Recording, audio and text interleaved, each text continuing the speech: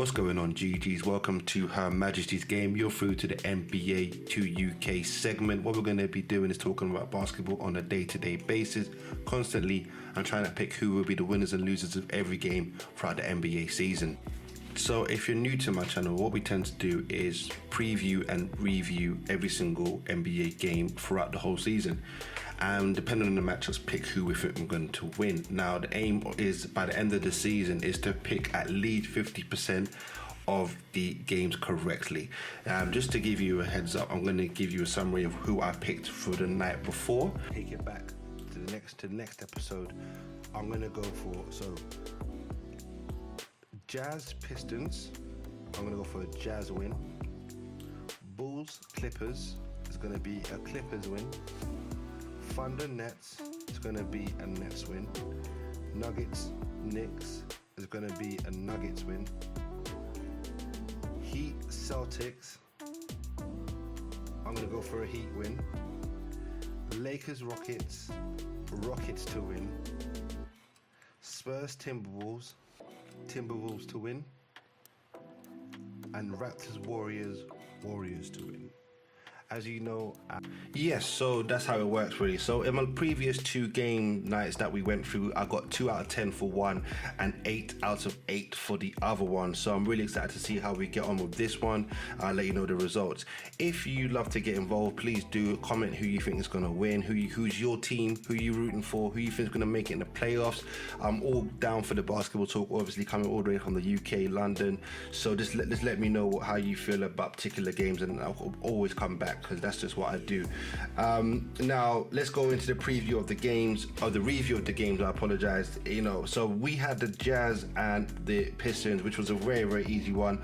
We had the Jazz winning that outright with Donovan Mitchell and Mike Conley actually doing what they're supposed to do, and coming through with a dub. It was going to be an easy one. The Pistons, the only light and shining grace throughout the team has been Jeremy Grant. He's putting up really good numbers, but he's gonna get paid. He will be on a championship contending team, I reckon, after, because he should be on a contending team. He could be a very good role player. See what he did for Denver last time in the playoffs. So yeah, that was an easy one for me really. So we had the Jazz to win, and they did win.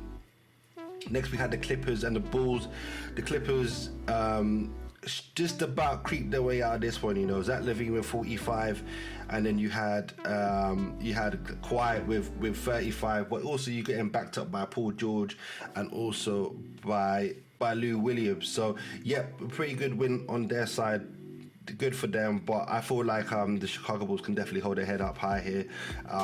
Losing to the Clippers by 3 after having a hard game against the Lakers and almost taking the win there, but almost taking the win here as well. It shows I think the Bulls have got a really, really bright future, just a couple of pieces away from potentially doing some damage, but their 4-7 start doesn't show how good they actually could be. They just need some buckets to fall their way, and it should be fine.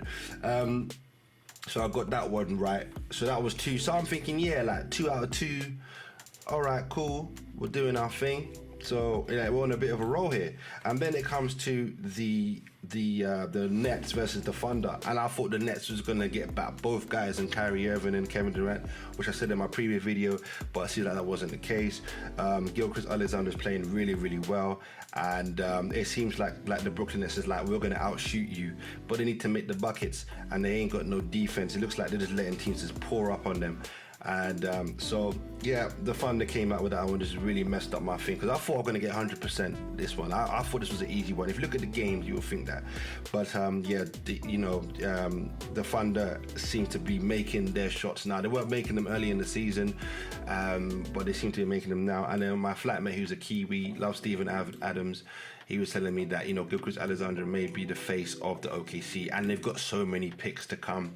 So well done to them. That ruined that pick. So I think I was then now 2 out of 3. So 2 out of 3 is not bad. Nuggets versus the Knicks, that was another easy one. You know, I had them winning that all day. If you look at the Nuggets and the offense, it was spread out. A lot of people in double-digit scoring. The Knicks going through one person with Julius Randle. A couple of players that was playing really good before don't seem to playing that well. So like Austin Rivers had a really good game, but only got 6 points this game. So in regards to the Denver Nuggets, that was an easy pick. That was a very, very easy pick. So I got the win for that one. So I'm 3 out of 4, which is not bad. I'm from the UK, so I shouldn't know all this stuff, and I shouldn't be getting all these right. But let's go. So next one, I tried to be a bit cheeky here and say that the Lakers was gonna beat the Rockets, and that was not the case. I thought the Rockets were going to beat the Lakers.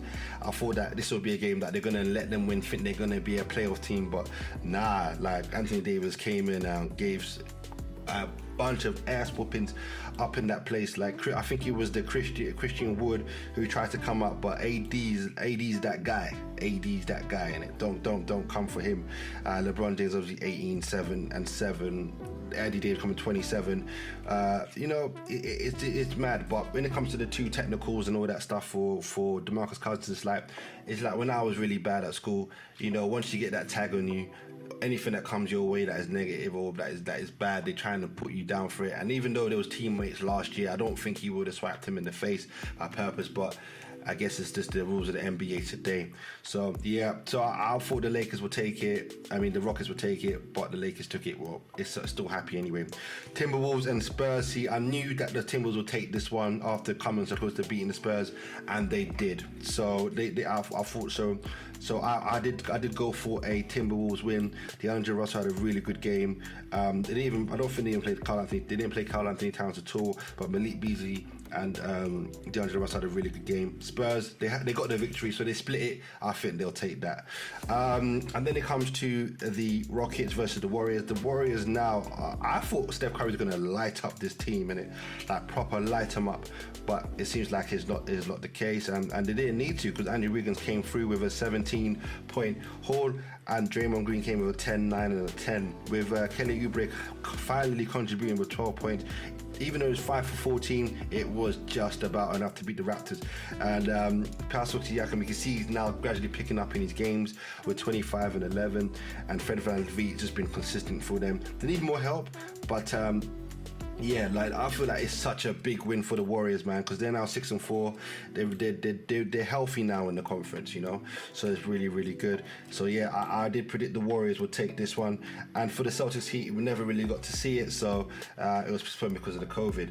But yeah, let me know who you had in the games previously. Obviously, I'm going to drop another video reviewing the next couple of games that we have on tonight, but just drop in the comments who you had. Let me know what you think of any games and anything like that. But yeah, this is the episode, I think, 5. Thanks for listening, and peace out.